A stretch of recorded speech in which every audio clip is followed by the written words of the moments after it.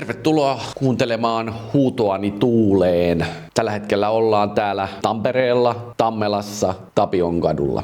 Mulla on täällä tämmönen pieni valokuvausstudio ja galleria ja yritän täällä toteuttaa mun unelmia. Oon ollut kohta 15 vuotta yrittäjänä. Toivottavasti joskus on onnistuja. Mun nimi on siis Ville Nyyssönen ja mun nimi kirjoitetaan muuten oikeestikin W-llä. Olen meidän suvussa toinen W Ville Nyyssönen. Edellinen asu joskus kauan sitten Kainuussa, Kajaanin suunnilla. Toivottavasti ollaan ehditty nauttiin tästä auringonpaisteesta ja valosta, mitä on nyt tullut. Mun mielestä on ollut aika harvinaista, että näin paljon tippuu aurinkoa taivaalta ja me kuitenkin asutaan täällä, missä aurinkoon ei totu.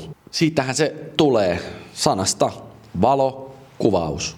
Siis sanahan kertoo aivan kaiken. Ensin on valo ja sitten on kuvaus. Valokuvaus. Se on niin yksinkertaisesti. Eihän siinä mitään. Aina välillä mä mietin sitä, että miten mä jouduin tähän, siis just tähän.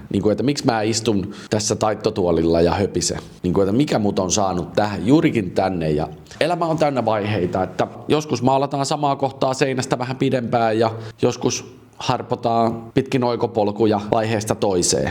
Ja mä oon jotenkin aina uskonut siihen, että kaikella on tarkoitus. Että jotain tapahtuu sen takia, että jotain tulee, joskus tapahtuu sen takia. Vaikeasta on selittää, mutta näin mä oon sen aina ajatellut. Valokuva on kuitenkin semmoinen historian hiljainen todistaja.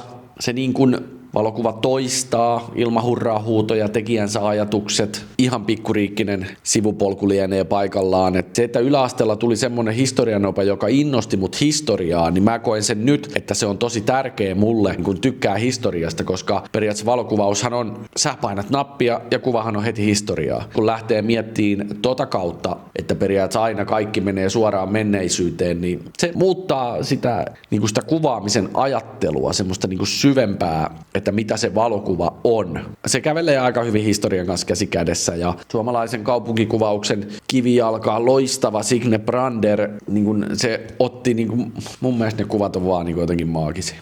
Käsittämätöntä kaupunkikuvausta. Ja siinä osataan, siinä tuodaan historiaa, siinä tuodaan näkemystä, siinä tuodaan ihmistä, siinä tuodaan kulmia, siinä taloja, muutosta. Siinä tuodaan niin paljon kaikkea on pakattu yhteen kuvaan. Mä vaan toivon, että Signe on arvostettu silloin, kun se on elänyt. Valokuva on kuitenkin, mun mielestä se on ikuinen. Sitten kun sä oot sen tollain tehnyt, niin ei se siitä muutu. Se on siinä ja mä tykkään tehdä itselleni paperikuvia ja sit mulla on hirveät pinkat niitä paperikuvia tuolla ja siellä ne odottaa kaapissa nöyrästi hiljaisesti aina ja sit kun niitä halutaan katsoa, niin ne vie silmän räpäyksessä takaisin sinne muistoihin. Se on mun mielestä valokuvauksen tämän formaatin loistavin kyky on viedä takaisin siihen hetkeen. Että esimerkiksi vaikka nämä kuvat, mitä on tässä seinällä, niin muistan kaikkien hetket. Muistan tarkalleen, minkälainen fiilis mulla on ollut näissä, kun näitä kuvia on ottanut. Et jotenkin se taltioi, se menee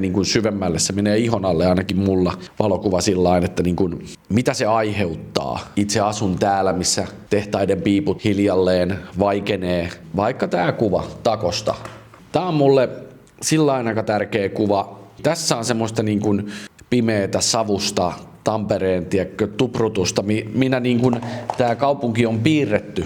Tuprutus loppu, niin se loppuu. Se ei enää ikinä tuu takaisin. Ja tää kuva on mun mielestä sillain, se on mennyt taas valtavaa historiaan sillain, että minkälainen tää entinen tehdaskaupunki on ollut. Tää Takonkin maisema on kuitenkin ollut semmonen, mitä me ihmiset ollaan katteltu täällä yli 100 vuotta. Mä en nyt ihan tarkalleen muista, koska se on niin sanotusti perustettu, mutta kyllä se tuossa Tammerkosken penkalla hetken on maannut. Sillain kyllä valtava merkitys on tälle kaupungille, että tosta ei enää mitään tuu tuolta piipuista. Toi on jo vanha kuva, mä en muista, onko toi 19 vai 20 otettu, mutta siinä on jo muutama kuutio mennyt vettä Tammerkosken läpi, niin itselle toi nousee ton arvo sillain, että mä sain periaatteessa tohon semmoista synkkää, mutta vahvaa tehdaskaupunkia, semmoiseen, mikä mun lapsuuden Tampere on ollut. Tässä taas huomaamatta itsekin lähtis vaeltaan tonne omiin muistoihin, mitä asiat tarkoittaa valokuvan kautta. Itse valokuvaus, se on ehkä aika suoraviivaisesti ajateltuna tämmöiselle työväenluokan lapselle, kun painetaan nappia ja tulos tulee heti, niin se on sopivan suoraviivasta.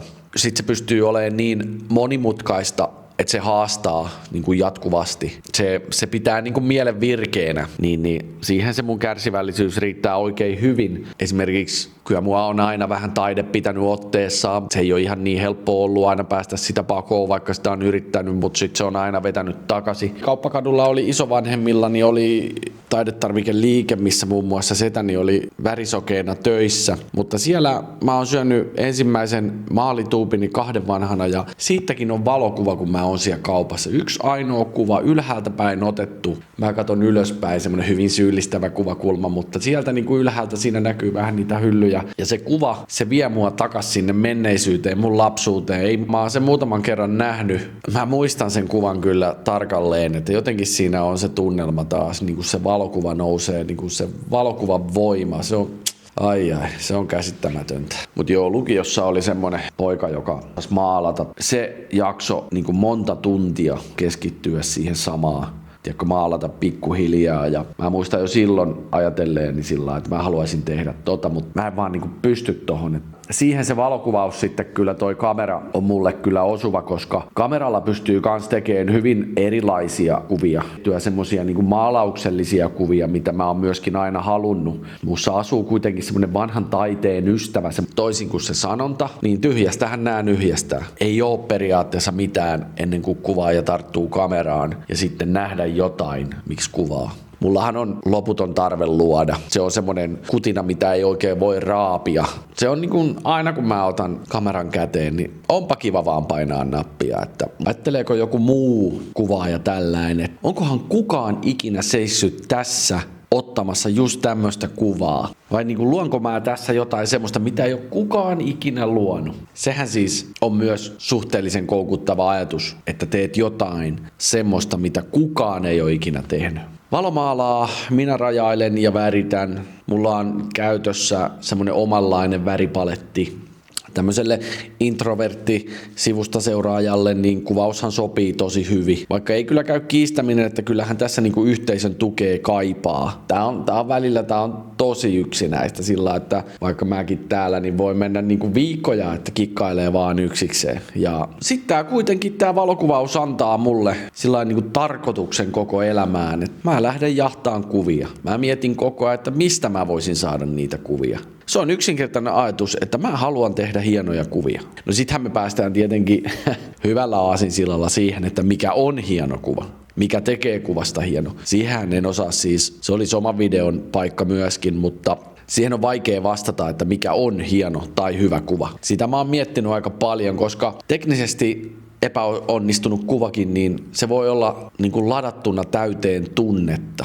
Että se vie heti taas sinne jonnekin kauas. Mitä vanhemmaksi mä tuun, niin sitä enemmän on yrittänyt alkaa jahtaan kuvissa niin kuin sitä sielua. Mutta sitä mä yritän saada mun kuviin.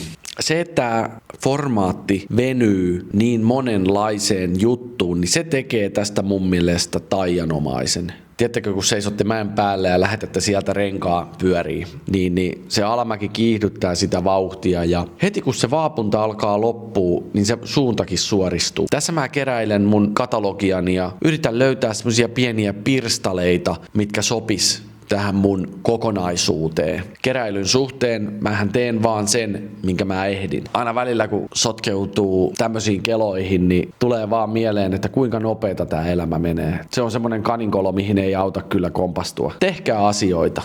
Perästä kuuluu sano torventekijä ja moi moi!